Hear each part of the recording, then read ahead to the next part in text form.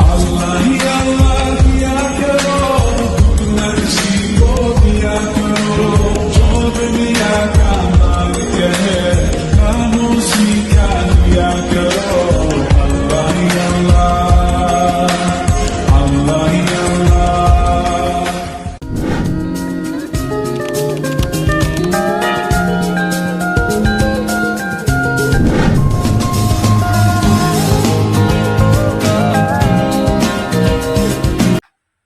Assalamualaikum warahmatullahi wabarakatuh. Nama saya Dinda Agustin, NIM 22030425. Saya dari kelas 4 RK MGT 5, mata kuliah Manajemen Teknologi Informasi dengan dosen pengampu Pak Iqbal Ahmad SEMM. Di sini saya akan menjelaskan 7 materi. Yang pertama, materi 9 yaitu Sistem Telekomunikasi dan Jaringan. Telekomunikasi berasal dari kata tele dan komunikasi. Tele yang artinya jauh dan komunikasi yang berarti hubungan atau pertukaran informasi. Jadi telekomunikasi adalah peristiwa pertukaran informasi, komunikasi, jarak jauh dari satu tempat ke tempat yang lain. Ada dua sisi sistem telekomunikasi. Yang pertama, mengirim informasi dalam komunikasi. Pemancar radio ialah perangkat elektronik yang menggunakan gelombang radio menggunakan antena. Yang kedua, penerimaan informasi. Sistem telekomunikasi harus melakukan hal-hal berikut. Yang pertama itu memancarkan informasi. Yang kedua, membangun atau membuat interface antara pengirim dan penerima, mengirimkan pesan melalui rute yang efisien, memastikan bahwa pesan yang benar diterima dan penerima yang berhak, memeriksa kesalahan yang terjadi pada pesan dan melakukan penyusunan kembali terhadap format pesan jika perlu, mengonversi pesan dari satu kecepatan ke kecepatan lain, memastikan bahwa alat pengirim, penerima, dan jalur komunikasi beroperasi, dan yang terakhir, menjaga keamanan informasi setiap saat. Fungsi sistem telekomunikasi itu ada 3. Yang pertama itu transmitting device case, berfungsi menyampaikan informasi dari satu tempat ke tempat lain, baik dekat maupun jauh. Yang kedua, connecting device case, berfungsi menghubungkan perangkat sehingga pengguna dapat menghubungkan pengguna lain yang mereka inginkan. Yang ketiga itu adalah terminal, adalah perangkat yang mengubah sinyal informasi asli. Media komunikasi. Media komunikasi merupakan semua alat untuk memproduksi, mereproduksi, mendistribusikan, menyebarluaskan, dan menyampaikan informasi. Materi pertemuan 10 yaitu internet dan eksternet. Internet merupakan kumpulan dari jaringan-jaringan komputer yang terhubung menjadi sebuah sistem yang teratur. Jaringan-jaringan tersebut diatur oleh sebuah protokol yang disebut dengan transfer control protocol atau internet protokol. Penggunaan internet yang pertama itu menghubungkan komputer dalam satu organisasi perusahaan. Yang kedua, mengembangkan jaringan dalam organisasi dari pihak luar. Yang ketiga, membatasi akses terhadap suatu sumber. Yang keempat, menghubungkan sumber dalam satu jaringan agar bisa digunakan bersama. Yang kelima, alat bantu untuk meningkatkan perkembangan dalam suatu industri. Yang keenam, operasi dan manajemen dalam satu perusahaan sebagai media penyampaian informasi. Yang terakhir, pembangunan suatu aplikasi internet dalam perusahaan. Eksternet merupakan jaringan internet perusahaan yang ingin mengekspor informasi yang mereka miliki ke jaringan luar. Fungsi utama eksternet adalah mempermudah pertukaran data dalam skala besar dari suatu perusahaan ke perusahaan lain. Eksternet juga berfungsi sebagai penyediaan akses yang di dalamnya berisikan informasi dan basis data penting untuk keperluan bisnis. Materi pertemuan 11 yaitu sistem fungsional perusahaan dan interorganisasi. Sistem informasi pada suatu perusahaan ataupun organisasi merupakan sistem yang bersifat manajerial, mendukung operasi dengan mengelola transaksi untuk menyediakan laporan-laporan yang dibutuhkan oleh pihak-pihak berkepentingan. Perusahaan yang memanfaatkan sumber daya informasi dapat memperoleh keunggulan yang signifikan jika dibandingkan dengan perusahaan yang tidak. Sistem pemrosesan transaksi atau yang biasa disingkat menjadi TPS merupakan bagian dari sebuah sistem informasi yang menjalankan dan mencatat transaksi rutin harian bahkan bulanan yang diperlukan untuk menjalankan sebuah bisnis. Tujuan utama dari TPS sendiri adalah untuk memberikan timbal balik segala jenis pertanyaan dan menelusuri kembali jalur-jalur transaksi yang pada suatu perusahaan atau organisasi. Sistem penjualan dan pemasaran. Konsep penjualan yaitu sebuah konsep yang memfokuskan atau lebih dominan ke bidang penjualan. Dengan demikian, konsep ini berfokus untuk mengedepankan kualitas barang yang mereka produksi. Setelah itu, baru direncanakan bagaimana cara memasarkannya.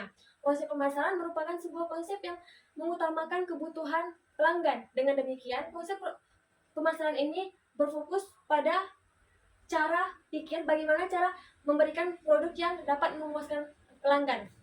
Customer Relationship Management atau bisa disingkat sebagai CRM. CRM merupakan sebuah teknik dan prosesi yang direncanakan untuk mendapatkan, menjaga, dan bekerjasama dengan para pelanggan terpilih untuk menciptakan nilai yang memaksimal untuk pelanggan serta perusahaan.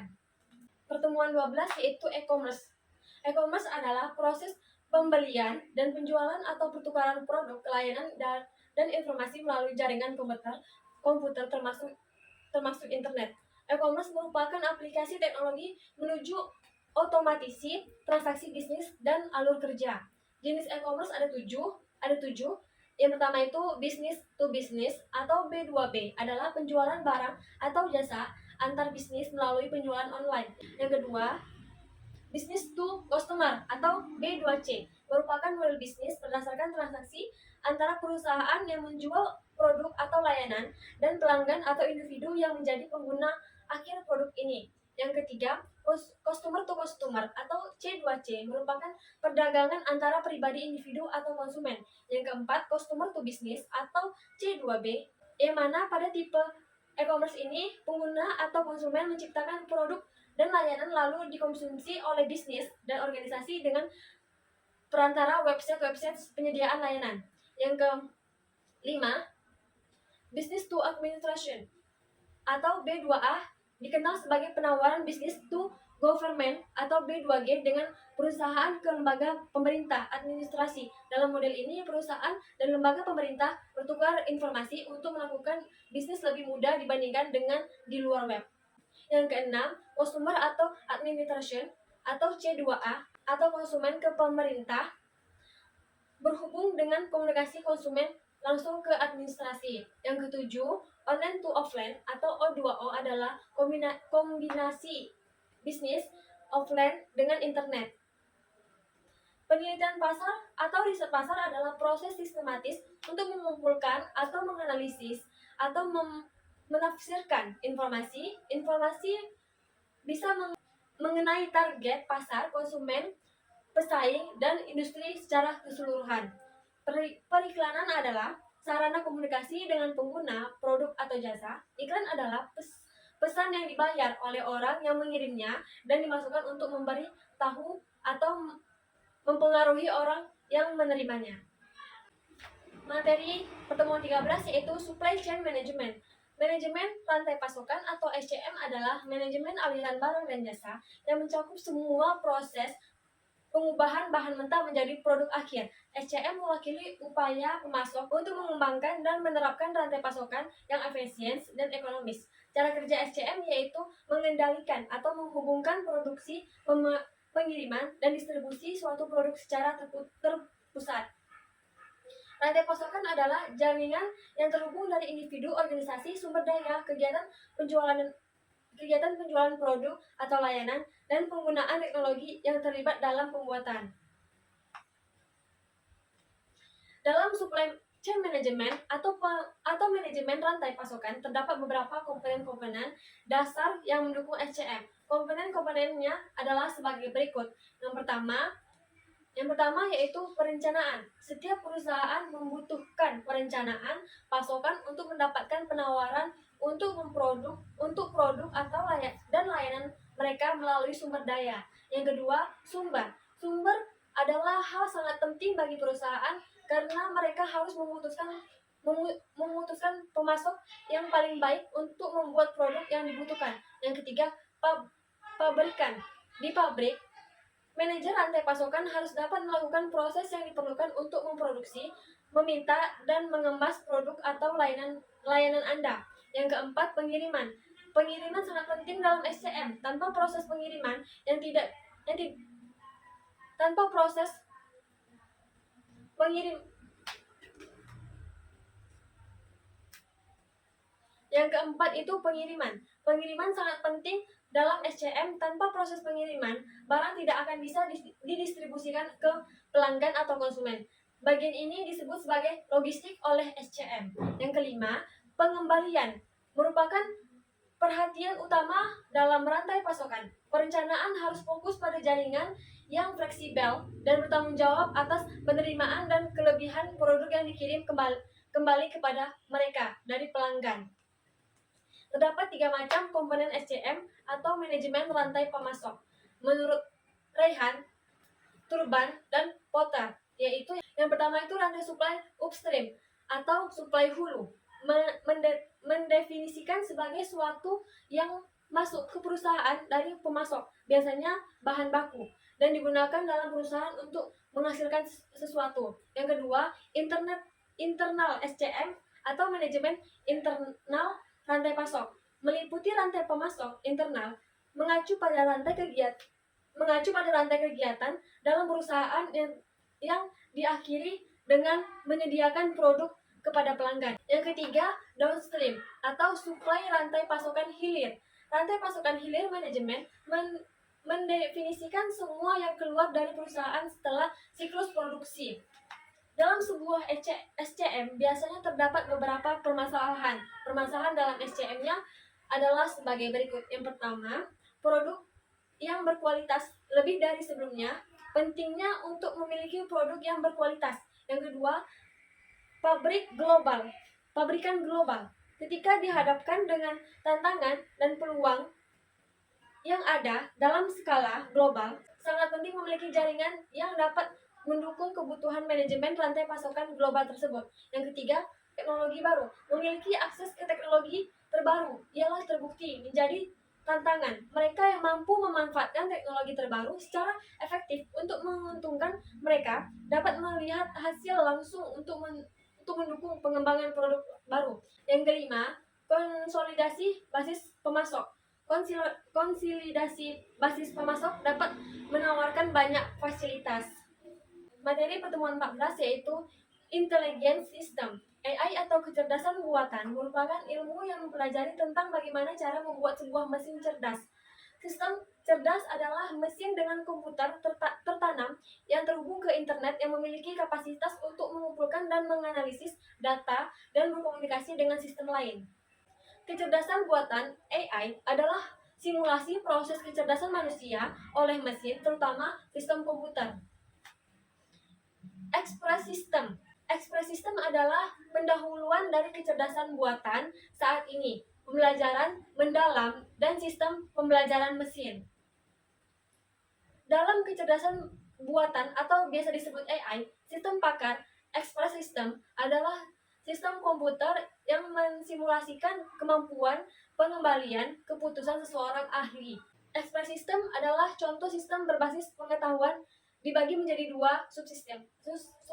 subsistem. Yang pertama, mesin inferensi dan basis pengetahuan. Basis pengetahuan mewakili fakta dan aturan. Mesin inferensi menerapkan aturan pada fakta yang diketahui untuk menyimpulkan fakta baru.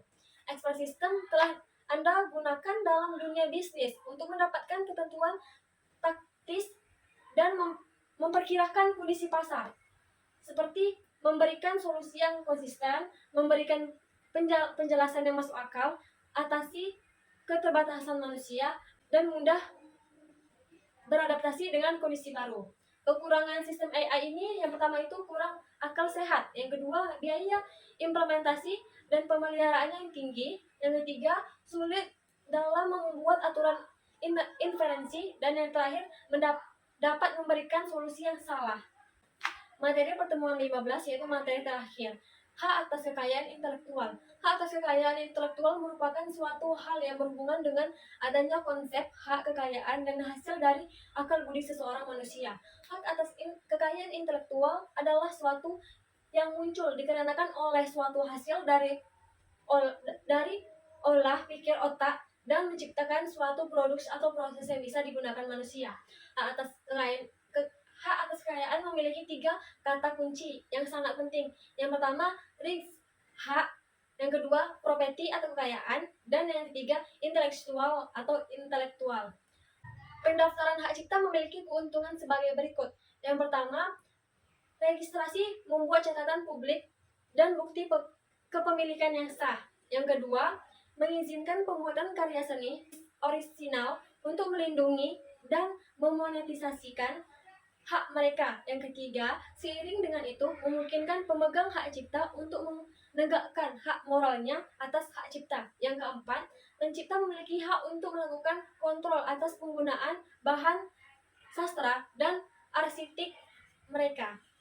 Kesimpulan yang bisa saya dapat dari 7 materi tersebut yaitu teknologi informasi telah merevolusi cara kita berkomunikasi, berbisnis, dan berinteraksi. Komunikasi sebagai fondasinya memungkinkan terjadinya pertukaran data secara cepat dan efisien.